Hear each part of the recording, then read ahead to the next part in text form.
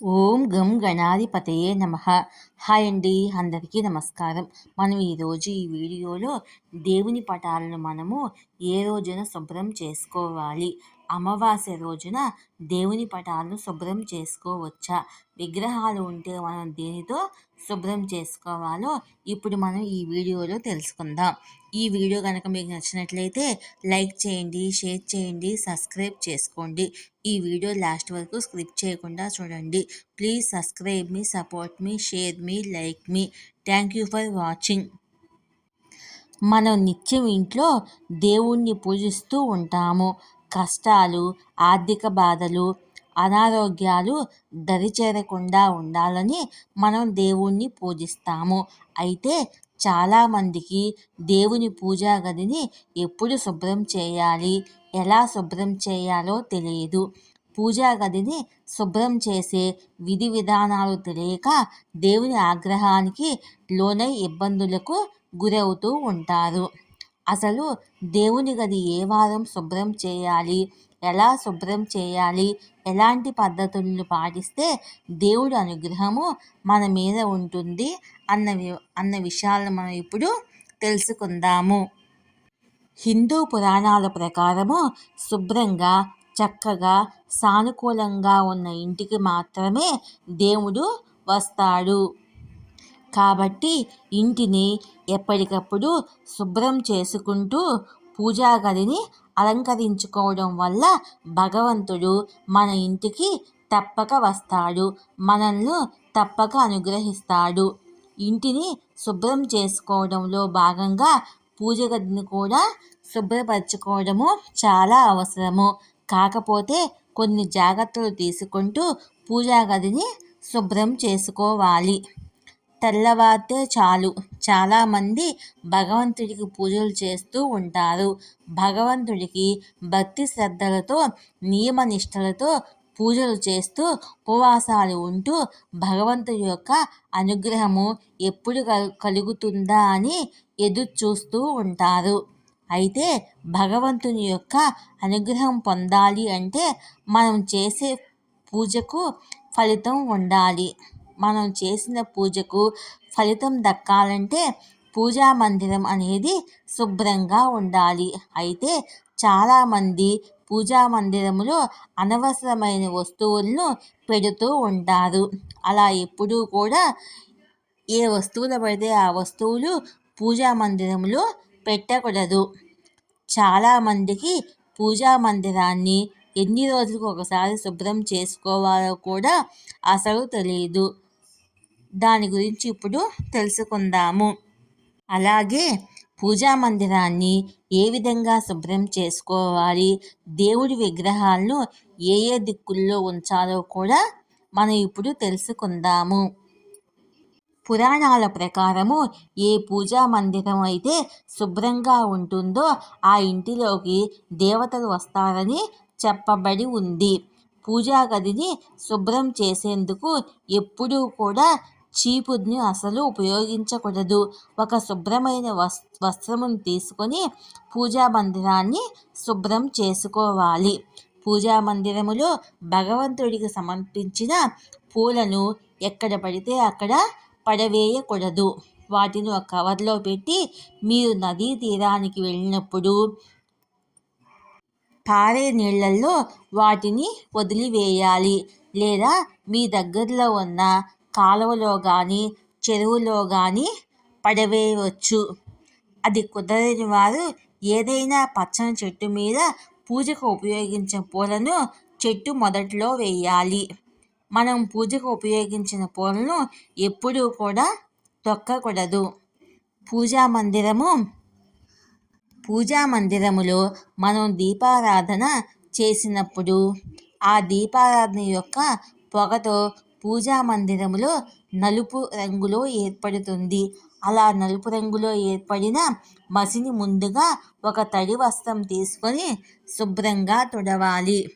ఆ తర్వాత సబ్బు నీటితో కానీ స్వచ్ఛమైన నీటితో కానీ శుభ్రంగా పూజా మందిరాన్ని తుడిచి ఆ పూజా మందిరానికి పసుపు, కుంకుమ, గంధం బొట్లు పెట్టాలి. మీ పూజా మందిరము చెక్కతో చేసిన పూజా మందిరం అయితే ఒక తడి వస్త్రమును తీసుకొని శుభ్రంగా పూజా మందిరాన్ని తుడుచుకోవాలి. పూజ చేసే ప్రతి ఒక్కరూ పూజా మందిరం మధ్యన బియ్యం పిండితో ముగ్గు వేసి దాంతో పసుపు కుంకుమలు కూడా వేయాలి. పూజా మందిరములో భగవంతుడి యొక్క ప్రతిమలు లేదా ఫోటోలు అనేవి నేరుగా కింద అసలు పెట్టకూడదు. ఒక పేపర్ పైన కానీ లేదా వస్త్రం పైన కానీ పెట్టాలి. దేవుడి పటాలను ముందుగా తడి బట్టతో తుడిచి ఆ తర్వాత పొడి క్లాత్తో తుడిచి శుభ్రం చేసిన తర్వాత గంధం బొట్టును పెట్టి దానిపైన కుంకుమ బొట్టును పెట్టవలెను. దేవుడికి ఉపయోగించిన దీపారాధన ప్రమిదలను ప్రతిరోజు శుభ్రం చేసుకోవాలి. అయితే దీపారాధన ప్రమిదలు అనేది జిడ్డుగా ఉండటం వల్ల వాటిని సబ్బుతో నీటితో నానబెట్టిన తర్వాత మాత్రమే శుభ్రం చేసుకోవాలి. అలాగే చింతపండు గుజ్జుతో కానీ పీతాంబరి పొడితో కానీ శుభ్రం చేసుకుంటే సరిపోతుంది. దీపారాధన చేసేటప్పుడు ప్రమిదలు అసలు తడిగా ఉంచకూడదు. అవి పూర్తిగా ఆరిన తర్వాతే దీపారాధన చేయాలి. దేవుడికి ఉపయోగించిన రాగి పాత్రలు కానీ వెండి మరియు ఇత్తడి పాత్రలను కానీ చింతపండు గుజ్జుతో లేక నిమ్మకాయతో శుభ్రం చేసుకోవచ్చును. వెండితో చేసిన చిన్న చిన్న ప్రతిమలను ఉప్పు నిమ్మకాయతో లేదా పీతాంబరి పౌడర్తో శుభ్రం చేసుకోవచ్చు. అపరిశుభ్రంగా ఉన్న వస్తువులను దేవుడి పూజా మందిరములో ఎప్పుడూ కూడా పూజకు వాడరాదు. ఒకవేళ అలా చేస్తే ఆ పూజకు ఫలితం అనేదే దక్కదు. దేవుడు పూజా మందిరాన్ని వారానికి ఒకసారైనా శుభ్రం చేసుకోవాలి. అయితే మంగళవారం నాడు కానీ శుక్రవారం రోజు కానీ పూజా మందిరాన్ని ఎట్టి పరిస్థితుల్లోనూ శుభ్రం చేసుకోకూడదు. ఒకవేళ మంగళవారము లేదా శుక్రవారం రోజుల్లో పండుగ దినాలు వస్తే ముందు రోజు మీ పూజా మందిరాన్ని శుభ్రం చేసుకోవాలి. ఈ నియమం వ్రతాలు హోమాలకు కూడా వర్తిస్తుంది. వారములో వచ్చే గురువారం రోజున కానీ లేదా శనివారం రోజున కానీ పూజా మందిరాన్ని శుభ్రం చేసుకోవచ్చని పండితులు చెప్తున్నారు. ఇకపోతే అమావాస్య రోజున ఏకాదశి మరియు ద్వాదశి రోజుల్లో దేవుడి మందిరాన్ని శుభ్రం చేసుకోకూడదని పండితులు చెప్తున్నారు. దేవుడి పటాలను పాడ్యమి తిథి మరియు గురువారం కలిసి వచ్చిన రోజున శుభ్రం చేసుకొని దేవుడికి పూజ చేస్తే ఆ భగవంతుని యొక్క అనుగ్రహం మీకు తప్పక లభిస్తుంది. ఎవరికైనా పూజా మందిరాన్ని వారానికి ఒక్కసారైనా శుభ్రం చేసుకోవడం కుదరకపోతే నెలకు ఒక్కసారైనా తప్పకుండా మీ పూజా మందిరాన్ని శుభ్రం చేసుకోవాలి. పూజా మందిరాన్ని అమావాస్య తర్వాత వచ్చే పాడ్యమి రోజు శుభ్రం చేసుకోవచ్చు. పూజా మందిరాన్ని శుభ్రం చేసేటప్పుడు మీ ఇష్టదైవాన్ని స్మరించుకుంటూ శుభ్రం చేస్తే చాలా మంచిది.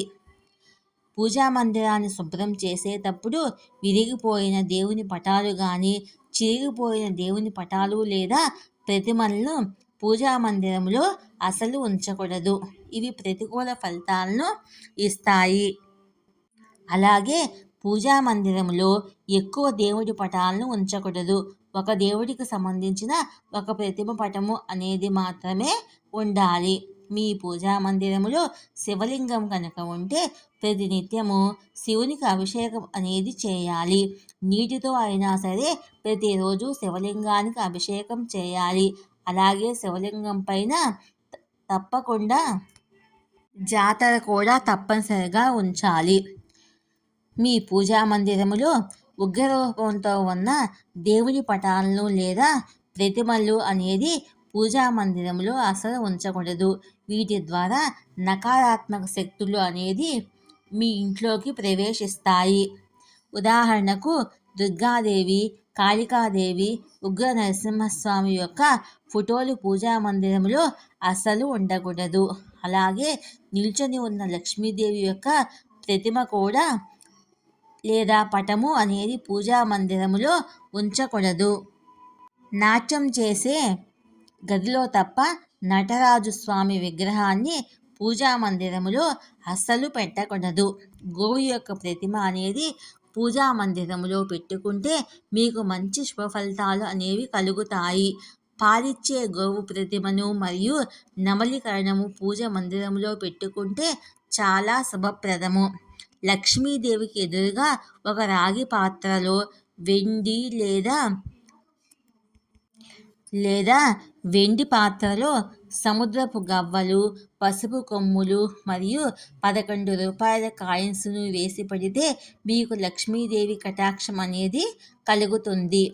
లక్ష్మీదేవి యొక్క విగ్రహాన్ని ఎప్పుడూ కూడా గుమ్మానికి ఎదురుగా ఉంచకూడదు. అలా ఉంచడం వల్ల లక్ష్మీదేవి మీ ఇంటి నుండి బయటికి వెళ్ళిపోతుందని శాస్త్రాలు చెప్తున్నాయి.